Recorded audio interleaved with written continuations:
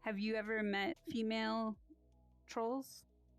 Yeah, it's mostly male, but there's a decent amount of younger females that basically run around and be just as obnoxious as everyone else. Would you say that troll behavior for females differs than for males or masculine?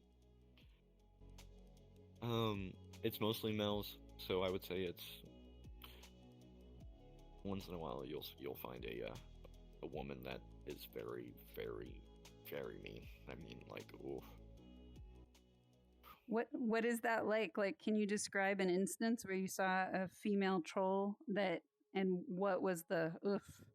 Like, what did that look like?